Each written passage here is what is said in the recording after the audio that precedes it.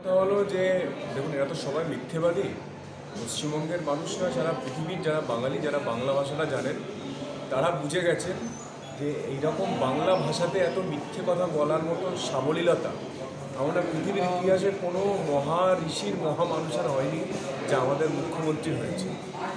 আমি টুইট করেছি, আমি ফেসবুকে পোস্ট করেছি, আজকে নয় বহুদিন ধরে আমি লিখে যাচ্ছি আপনাদের সবাইকে। আমি সেই কপিও পাঠিয়েছি, সংবাদ মাধ্যম সেই কপি কিছুতেই প্রকাশ করে না মানুষের কাছে। এটা আমার কাছে অবাক লাগে যে মিনিস্ট্রি অফ জলশক্তি, কেন্দ্রীয় সরকার, তারা 30শে জুন 2022 এই ঘাটাল মাস্টার প্ল্যানের ফেজ 1 1238.95 লক্ষ টাকা, মানে 1238.95 লক্ষ টাকা তারা অলরেডি ইনভেস্টমেন্ট ক্লিয়ারেন্স দিয়ে দিয়েছিল 2022-এর 30শে জুন।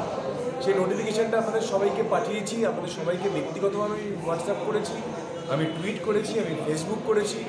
তারপরেও ডাহা একজন মুখ্যমন্ত্রী বলছেন যে কেন্দ্রীয় সরকার কখনো কিছু করেনি।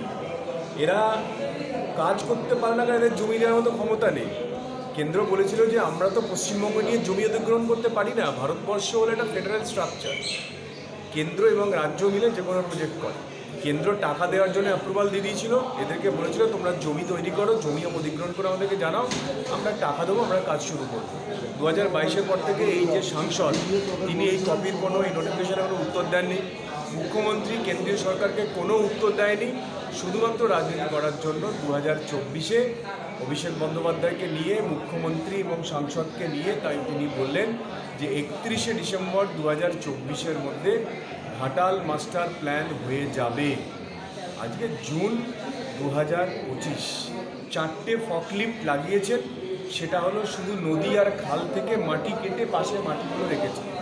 আপনারা ক্যামেরা নিয়ে গিয়ে দেখে আসুন, 4টে ফকলিফট গোটা ঘাটালেতে আছে, মাটি কাটছে, মাটি তুলে পাশে রেখেছে। এটাই ঘাটাল মাস্টার প্ল্যানের কাজ চলছে গত 1 বছর ধরে। এটাই নাকি 1500 কোটি টাকার কাজ।